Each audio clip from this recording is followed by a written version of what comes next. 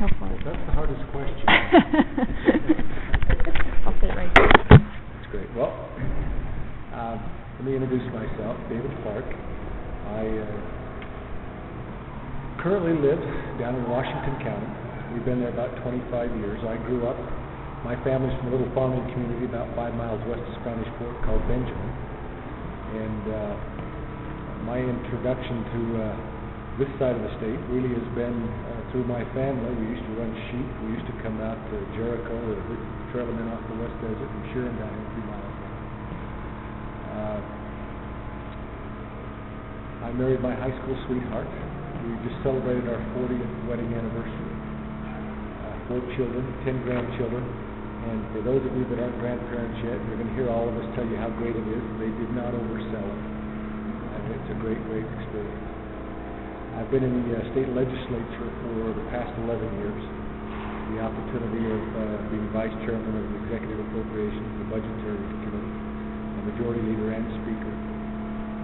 My time as speaker was a little bit challenging. Our budget was at state revenues at that time when I started was $6 million. Within 6 months it had fallen down to about 4.8. We had lost 22% of our budget in a very short period of time. And we ended up doing the 08, the 09, and the 10 budgets, which were very difficult. I worked for the same financial institution for the past 35 years. And sitting behind the desk, I've always learned much more, so I appreciate coming out today. I learned a lot more when I would visit a business than I would looking at their financial statements. It makes a lot of difference.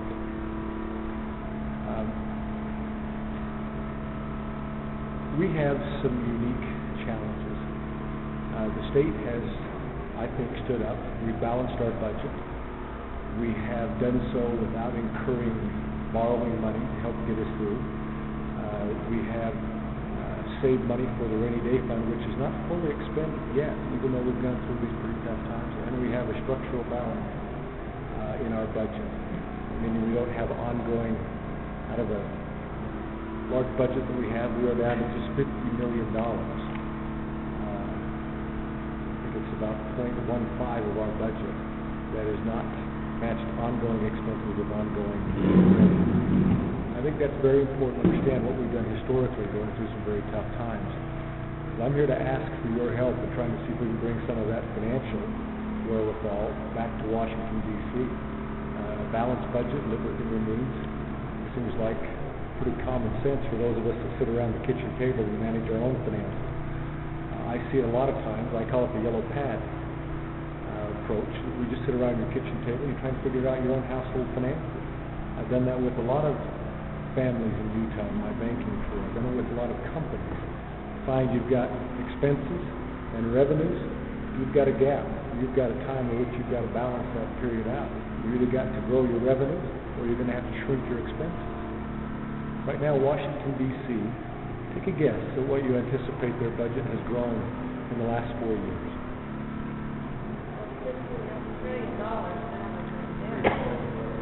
50%. In the last 5 years, they've increased the debt limit 6 times. So, I go back to my fundamental financial background. Look at a family who's spending $3,800 a month. The revenue is $2,200 per month. There's a $1,600 gap. And they've got a credit card with $15,000 on it. They just keep adding to that. What Congress did when they started this process and said, they did their first trimming and they sent it to a super committee.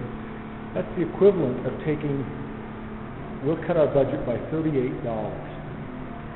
That's what we've done so far. Sent it to a super committee, which was not so super. Here we find ourselves now with, as far as the eye can see, I think $1 trillion deficit. And it's very, very worrisome. We've got to find a way to wrangle that back in.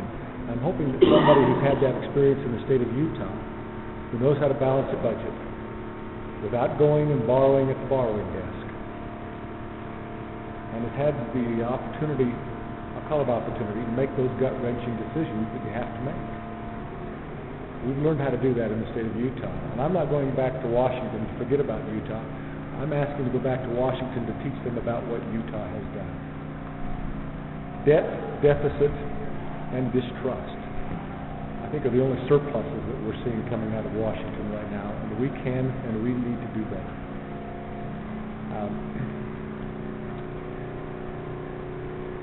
Let me just quickly say, I think we ought to balance our budget, and I think a balanced budget amendment I would support. I would repeal Obamacare. I've been fairly deeply involved in healthcare reform in Utah, and it is not Obamacare. In fact, we started several years before the federal government got into this, and I think that our market-based forces that we're looking to do here, I think, make a lot of sense. Regulatory. We've got to get some regulatory relief. And this county is a great example of what a regulatory agency can and will do to you if you don't stand up. Your 2.5 particularly, things are going to change around here if that is allowed to continue to go forward. And it's very worrisome.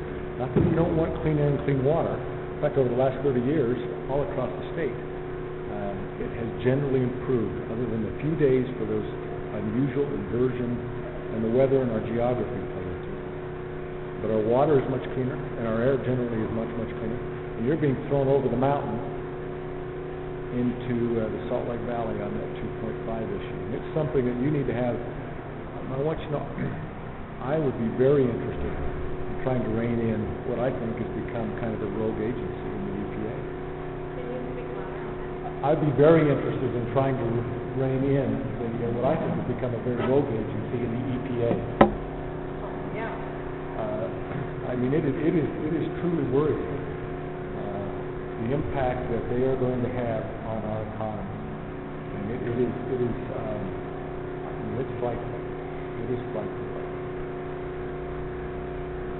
I mean, the regulatory rules, just since the Obama administration has come in, there have been, under the CBO, the Congressional Budget Office, the nonpartisan financial office there, they've had 214 regulations that have been implemented. This isn't congressional. These are the rules, the regulations that have been come in, principally implemented from the czar system that is currently back there right now, that every one of those is going to cost the industry that they're regulating a minimum of $100 million. I mean, we talk about increasing taxes. There is a hidden tax that's far greater than anything else you can do. I think even the IRS is contemplating with anything that's administrative. The regulatory environment must balance budget, repeal Obamacare, regulatory relief, or regulatory, maybe it's not necessarily relief, but just some common sense approach to it. Followed by, I think we've got to have meaningful entitlement reform. Currently, right now, the federal government in mandatory spending, they have 19 cents out of every dollar that they decide. With $1 trillion budget, you can do the math here, 3.8 and 2.2, or I guess it's now this next budget is going to be about 2.4. They've had some revenue increase. The federal budget revenues have increased 6.5%. I don't know about, I'd take a 6.5 pay increase. I think most of the industries in the state of Utah have been pretty flat. You're lucky if you've been flat, or very modest increase. You only get a 6.5% increase this year in revenue, and still not enough. We've got to bring that back in line. And I think that we've demonstrated something here in Utah once again. I had the chance to do the modeling of the flat tax. So if you don't like Utah's flat tax, I have some blame for that. But what we did was lower the rate and try and simplify it. Took as many of the things that we could out to try and simplify the process. And we can certainly do that in the federal government. The IRS, our current tax code has gotten way, way, way too complicated. And we need to simplify it by broadening the rate, hopefully lowering the rate, and taking care of some of the simplification in that process. But that's pretty much in a nutshell. I think an introduction I'd like to do to myself. I'm happy to answer any questions that you might have.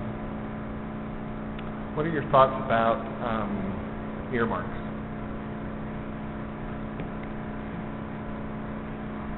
The budgetary process, well, let me tell you, I don't think that you need to be trophy hunting. I worry that's what's taken place a lot back there, is what trophy can I bring home? If they want to bring earmarks home, I think that rather than bringing particular projects, they ought to bring block grant money back to the states. And let the state, healthcare is a great example. I think the solutions for each one of the states, Massachusetts has a model, and Utah has a model, and they are at completely opposite ends of healthcare reform. We've had 31 states come to the state of Utah to say, teach us about what you're doing. We think that makes more sense for what we do in the state, rather than a one-size-fits-all program. So if you're going to bring, and I don't know that block grant or earmarking money that way is considered an earmark, but I would think that the less that you can have with the trophy hunting, the better that the system would work in Washington. Try and push that money back to the states and stuff.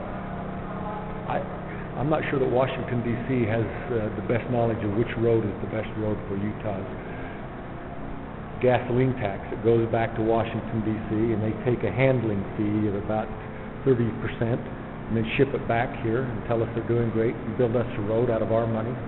I'm not sure that's the right model. In fact, when I was speaker, President Waddups and I wrote an op-ed that appeared in the Washington Post, and we challenged.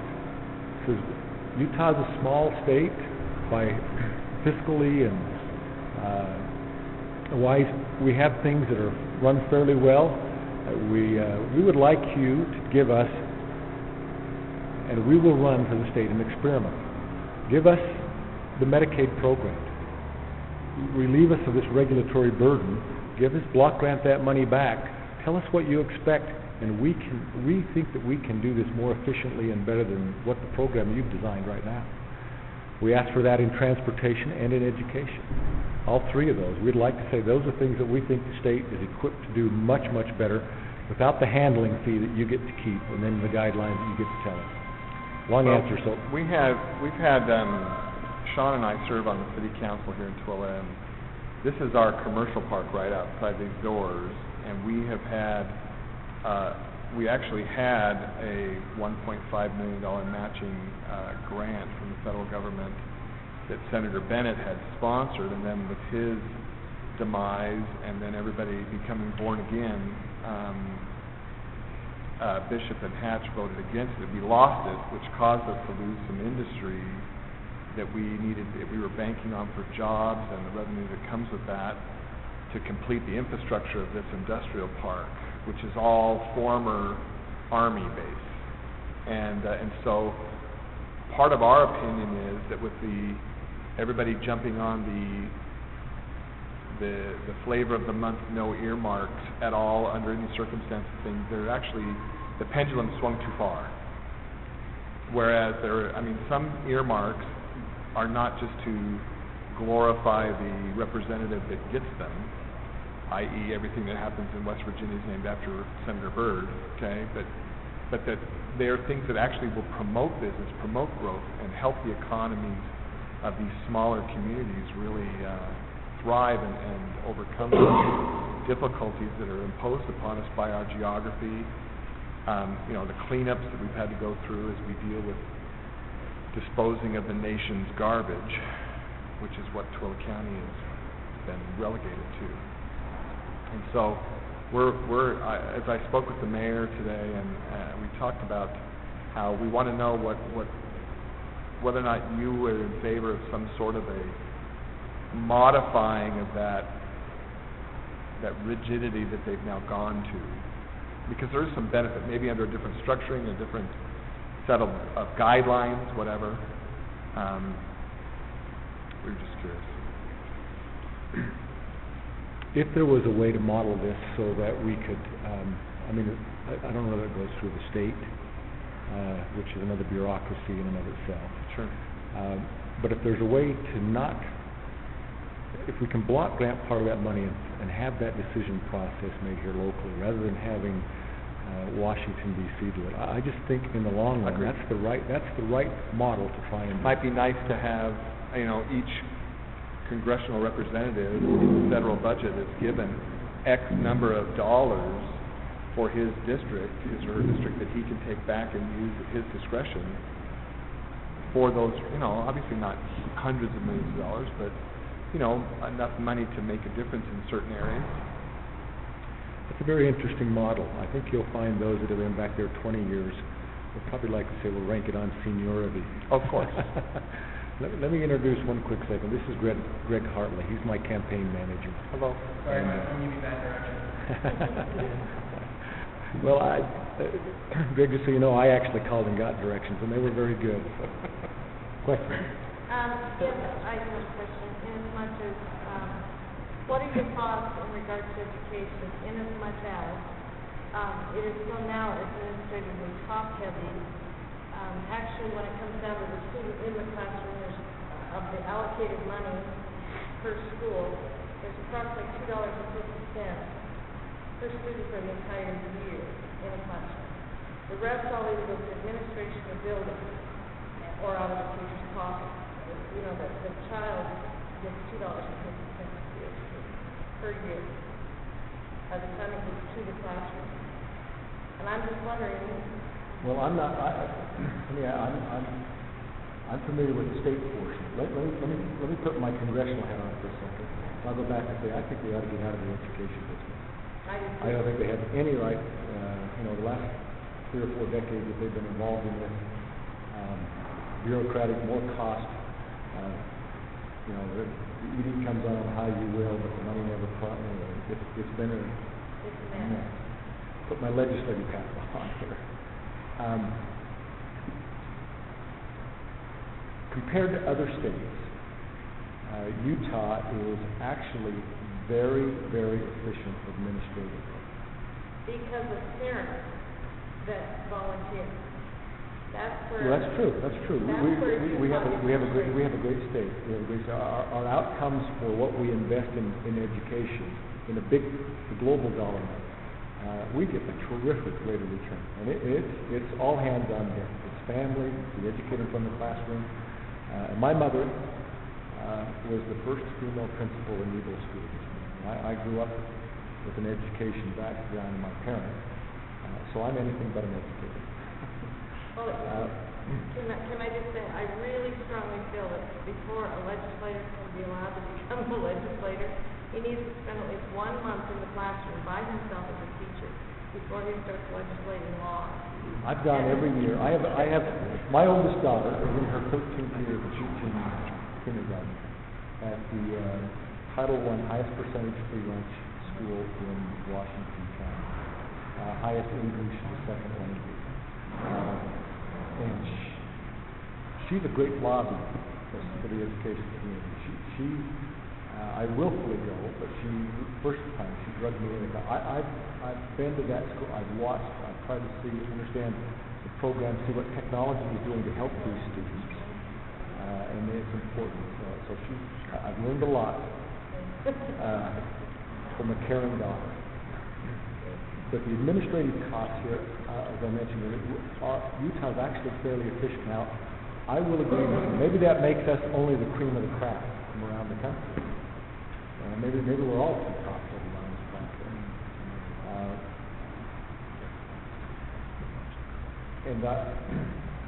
I think if there is a variable in an individual's life that gives them stability, both in family and economic, it's the degree of education. It is very, very important. I get that equation very, very quickly. If you want to have a healthy economic state in your state, then you need to have a well-educated across the state. And there's a number of efforts, both from the governor, I think all the chambers in the state of Utah are signed on to this Prosperity 2020. It's kickoffs today in trying to make 2/3 of everybody's state. And it doesn't have to be an advanced degree. It can be a certificate of a trade, but something that shows that they have attained that educational experience and a certain base knowledge. That is, there's nothing that adds more to the economic vitality of a family than having that. And if they're more healthy, those other social costs that we as a society can drop. And so, it's in everybody's best interest to have that take place. If you look at the unemployment rates of those that have those certificates or degrees, it's half of what our state rate is. And it's almost double if you don't have it. But if you're just a high school graduate, your average unemployment rate, even in our state, which is healthier than most of them, is still well into the double digits, 15, 16%. Appreciate it. Got to be a few other questions. How are you, what are your plans for doing with the excessive amount of entitlement programs that are in our country? Well, let me go back to financially. 19 cents out of every dollar is discretionary. To send Congress to balance the budget and say you're not going to affect those things is an absolute losing proposition to begin with. So we need to have meaningful entitlement reform. Something that we have done in the state of Utah.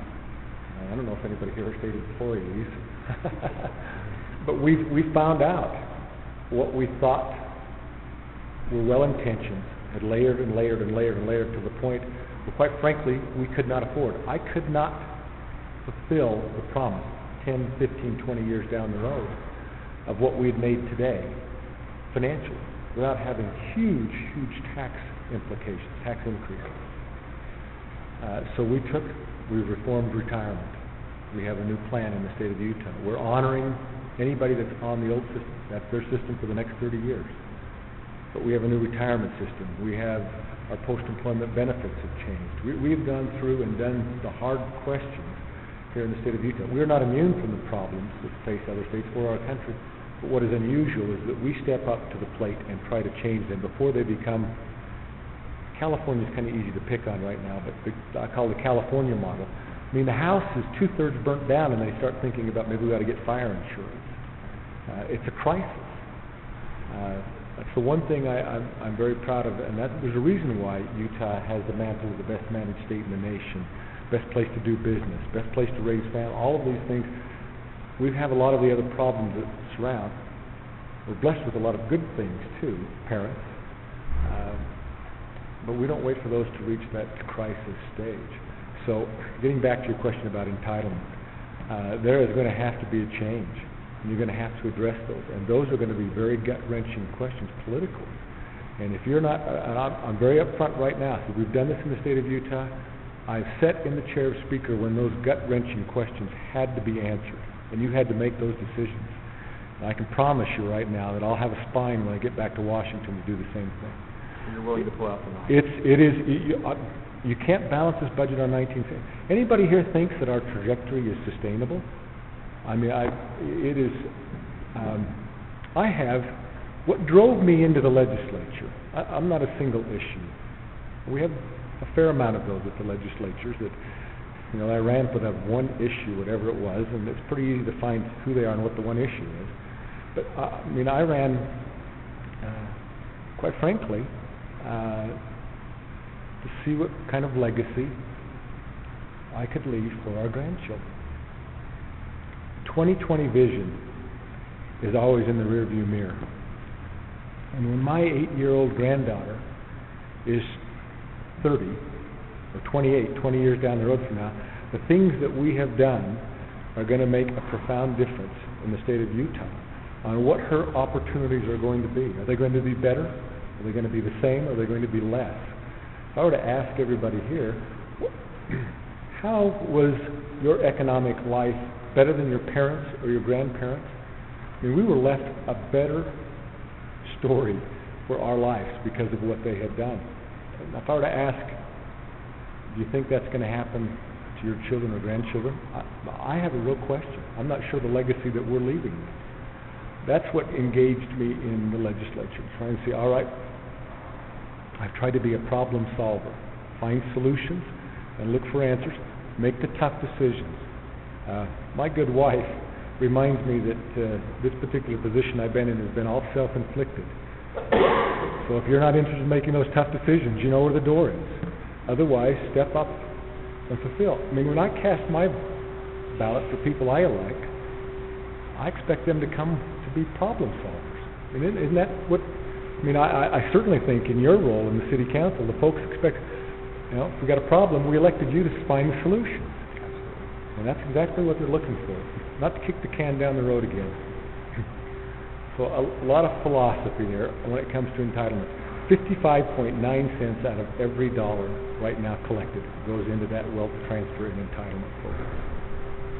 And unless you're willing to make those decisions, quite frankly, I think those that are, I don't know if it's 50 or 55, probably ought to not change. If you're less than that, you ought to begin looking at some differences on what Social Security is going to be for you, later retirement. It might be that we take the Medicaid tax that stops now at $110,000. It might have to be increased in order to find a way to build that program. But we have got to find a way to match up a program that we have promised that we would fulfill, and we're not going to be able to. We are so far underwater in these programs. It is imperative that you have somebody back there that's going to have a spine step up and say, all right, and chart a course. This will allow us to, and it's going to be, I think, incrementally, at this step, and then this step, and then this step. Thank you. Tracy, I know you have a whole sheet of questions. Not today, but I do have one. Why this district as opposed to others? This one? But you can run in any of them, right? You don't have to... You do, but on federal races, you just have to live in the requirement you live in the state for a certain period of time and be a certain age. And as my gray hair testifies, I've met the age requirement. In fact, the legislature, I've earned every one of these gray hairs. That's a pretty good question. Other than the fact that I think the people that you represent, you ought to walk among them. I live in this district. It's going to be a new 2nd Congressional District. Quite honestly, the folks here in Tooele, I'm hoping that you'll join with us and try and get a different representative than the 2nd District has, because I don't think it's a very good trade for particularly this area with the testing and proving grounds, what you've got out here. I don't think trading Rob Bishop for Jim Matheson is a very good trade. So I want you to know I understand that equation, and I am very interested in trying to be that representative that will fight for these issues out here. I've been through all of these areas before. I mean, I'm a banker by profession. Don't hold that against me. I'm a Main Street banker, not a Wall Street banker, and there's a big difference in that equation. But I've been through this whole West Desert out here, counting cows for ranchers that I've financed. One of the most frightening experiences I had out there was in between Iberpaw and Callio, driving up one of those dirt roads up in one of those deep mountains. I'm going along, looking for the map that I got, trying to get looking for the next sign of the dirt road that goes off one direction. Well, here come 2 F-15s about 100 feet off the ground. I'm sure I was just practice. They were just making a run, and they come right over the top of me and scared the daylight out of me in that quiet desert after a couple hours of driving. Anyway, I get that part of the equation. I think it's important that you live in that district, that you understand the representative. I've lived in it. In my working career, I've lived in 5 of these counties. I actually have, I live in St. George, but because of my legislative experience, I have also have a condo in Salt Lake, and when I was in Speaker, I spent about half of my, between 180 and 200 days a year in Salt Lake. I think I'm the only person in this race that says, I've lived in the rural, and I live away from the Wasatch Front, and I also live right downtown. So I hope those are aspects that bring a broader view and perspective along with my experience. But I think you need to, I think where you stand and where you call home makes a difference. And you folks live, isn't home something different out here? It means something. This is a big district. It's an unusual mix. I don't know how it got that way. Everybody understands the dimensions of this district now? Why don't you review them? What's that? We'd review my one. Review them? Okay. Okay. Starts in Farmington, comes down Davis County, down that I-15 population. It reaches in, takes Salt Lake City, and about half of West Valley City comes to the Magna, comes this way into Tooele County. And then we head south, and you go all the way to the Arizona border. There in Washington County, it swings over, and it takes Kane County, Garfield County, Wayne County, and it has Paiute, Sevier, and half of Sanpete County. So it has in the capital city. And one of the things I did before I got into politics, I don't know if you're U fans or Y fans. I have on a U sweater, but I wondered if you were going to bring this up. But I played. My first year at BYU, Lavelle Edwards was my coach. It was his first year at Hawaii. So I'm pretty Cougar blue. I've grown to cheer for the U every day except that one Saturday in November, or this year September. And it's been humbling the last couple of years. I got thinking football and I lost my train of thought. Anyway, I think we're talking about the size of the rest of the district. I had a really good thought. It'll come to me. I find my memory is still good, but the clutch doesn't engage quite as fast as it used to. It takes a few minutes. You ever read that happen? But, anyway. I think I've described the district adequate enough to see what urban rural. Oh, I remember what I said. I started out, when I got done playing football at BYU, excuse me, I did remember. The clutch engaged. I started refereeing as a way for me to kind of stay, it's been a part of my life. I wanted to stay in touch with it. And, while I played football, it got difficult between work to try and balance games that were played in the afternoon. There wasn't many lighted fields back in the 70s. So I kind of concentrated on basketball. For 26 years I officiated basketball. The last 13 years on the Division I level around during college. I did some state tournaments and a couple state games, and I remember George Bruce, the coach in Dugway. He's a fiery coach, and you knew if you were refereeing, you better have your game on. Anyway, a lot of fun experiences refereeing.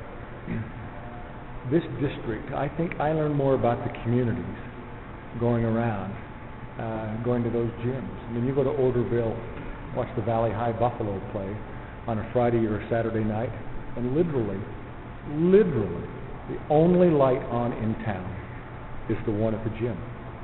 Everybody comes and supports their teams, and they travel and they go. And I think I learned more about. I think it prepared me more for my occupation. Certainly prepared me. Refereeing is a great preparation for politics. And some of these coliseums I refereed in, if you got 10, 15,000 people hanging, shouting for your throat, that's some great preparation for politics anyway. Anyway, that's what got a little off started. But let me go to your question. But that was my thought. Really, I think refereeing, it's an unusual vocation, but it's a great preparation, life skill. Question. We've talked a lot about cutting spending, reining in the budget, things like that. Are you willing to lead by example and look at your own congressional budget if you get elected, and determine where the waste is there and start eliminating a lot of that, and also the pensions for elected officials. Personally, I think our elected officials are rich enough that we shouldn't have to pay for their retirement too. Is that something you're willing to consider cutting? I will tell you yes, and I support that and back that up by example. When it comes to what we've done here at the state, we not only, when we trim the state budgets, we cut our budget as well. In fact, when we ended up cutting some of the state budgets, 5%, 6%, 7%, we cut our legislative budget 10%. We wanted to make sure that if anybody felt, if we had some say in this process, that we were leading by that example. We cut our own pay. Not only did we not take the increases that were in our state legislature, we have a compensation committee outside the legislature that sets that, but we don't set our pay. And it's set so that if they say it should be this, it's automatic. Well, we have to proactively say, no, we're not going to take it. And we've done that. Through these tough times, we have said, not only that, we've said we're going to accept less I ran legislation that says we're not only that, we're going to take away our pension, which is a whopping $10 for each year of service. I got it passed in the House, but my Senate colleagues were a little bit more stingy. Well, I'm not so worried about the state. So but I'm backing up what you've asked, is saying, when I say, absolutely. I want you to know not only if we lead by example then, but I can demonstrate that we've done that in the past. I'll tell you this, because I believe compensating our elected officials fine while they have decision-making power. But once they're done, I don't see any reason to continue that. I think it's a great point. Great point. I don't think, I did not run for the state legislature to enrich myself. I receive $5,400 a year. I have spent more than that every year, sometimes 3 and 4 times. No, I agree with you. On the state side, I agree with you. On the federal side, that's where it seems like it's gone out of control. Well, I emphasize that because I want you to know, easy to talk, it's tough to do. So I'd rather share what's been done and demonstrate to be done. What are your views on immigration?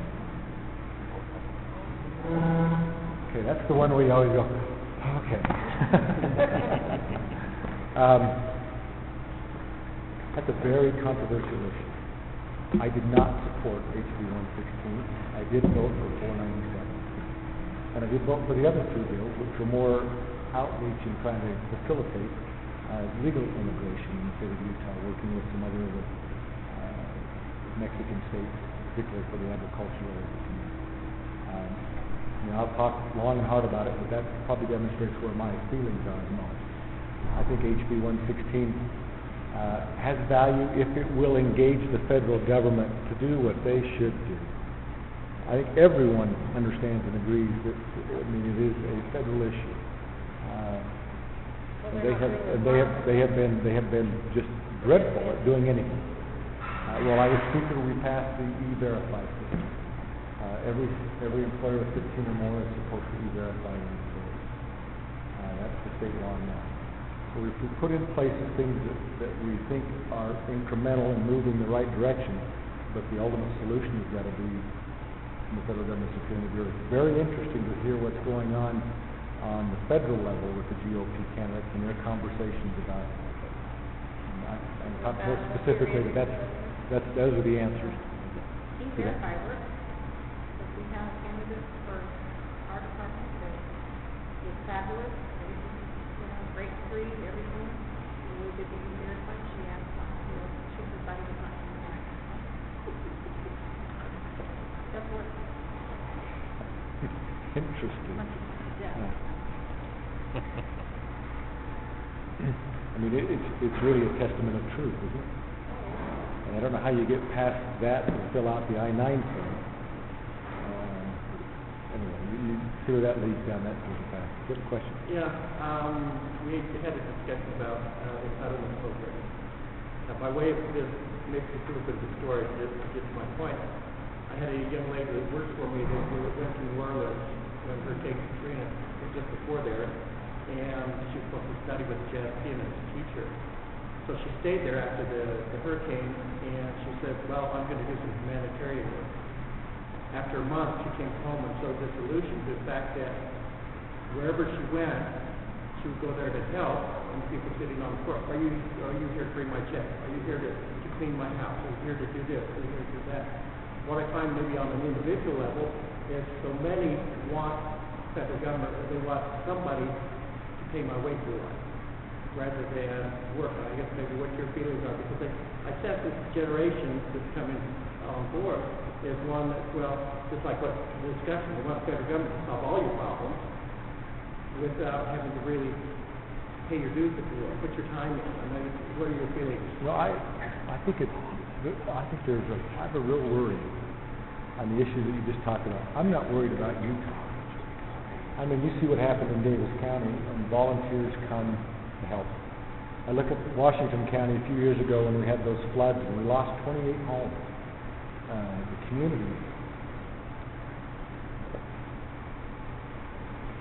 Sorry.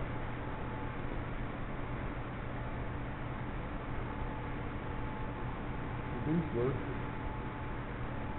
people that I personally had a relation with, lost their home. And the community built it back.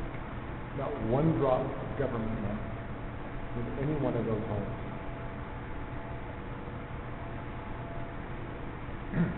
I was reading the other day, I think it was Senator John Corn that said 51% of the population in this nation right now pay no income tax. 30% of that 50 or 60% of that group receive a check, not contributing, but receive a check back from the government. There's a tipping point, and it's worrisome. It becomes a tipping point when those that are paying in become the minority to those that are receiving. And I think we're at a crossroads. I think that's part of the reason why this particular presidential election is so very, very important to decide what it is. I look at what we have done. This administration, time after time and on issue after issue, they've had the chance to decide between more freedom or more government, and on issue after issue, time after time, more government. Milton Friedman, I look back at $1 trillion worth of, as far as the eye can see, every single year, adding on debt after debt after debt. Milton Friedman talked about that economic freedom and personal freedom are intertwined. You cannot give up your economic freedom to retain